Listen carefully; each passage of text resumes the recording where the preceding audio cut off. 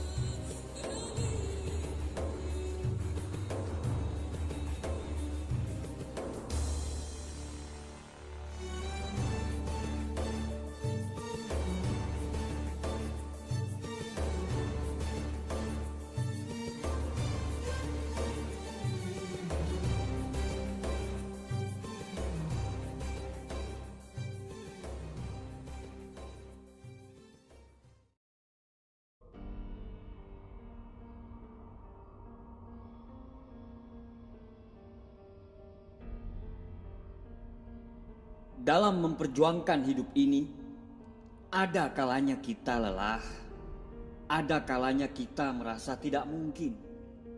Sampai kadang kita merasa bahwa Tuhan tidak pernah lagi berpihak kepada kita. Masalah demi masalah, ujian demi ujian. Orang-orang yang dulu memuji kita kini mulai menghina kita. Orang-orang yang dulu dekat kini mulai menjauh. Orang-orang mulai menjatuhkan dengan kata-kata yang menyakitkan. Hidupmu mulai berantakan. Mimpi yang dulu kamu bangun mulai memudar. Kamu patah.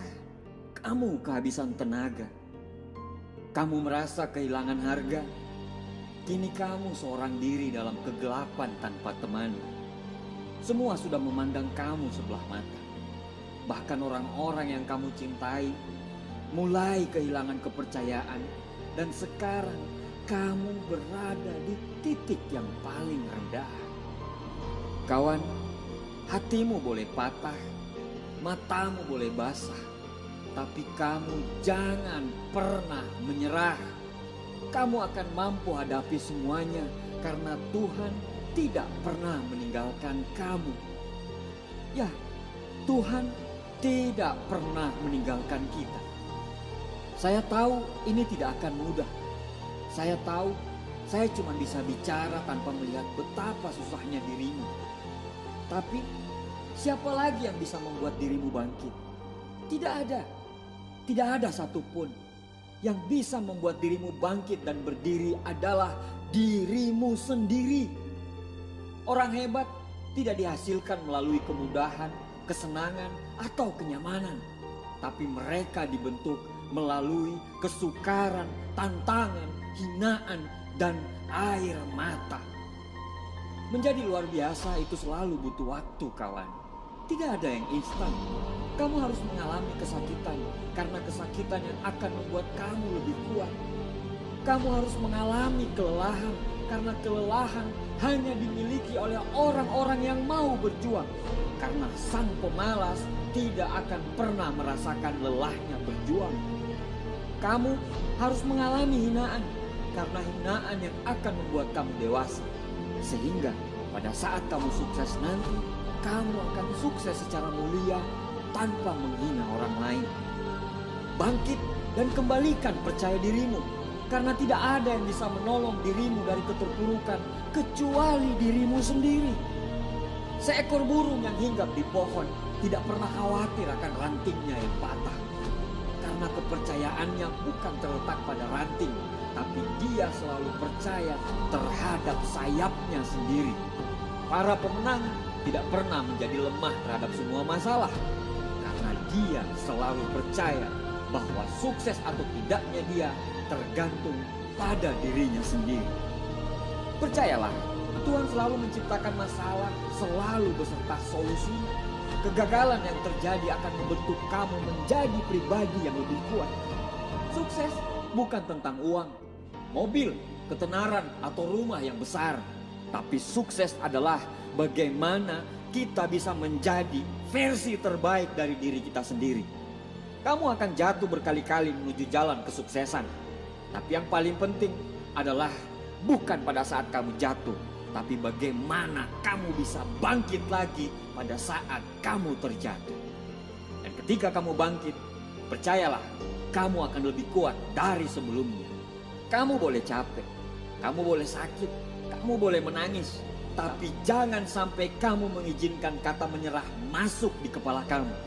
Jika kamu memilih berhenti dan menyerah, kamu tidak akan pernah merasakan betapa hebatnya dirimu. Jangan pernah ragukan dirimu, karena Tuhan tidak pernah meragukan kamu. Terima kasih.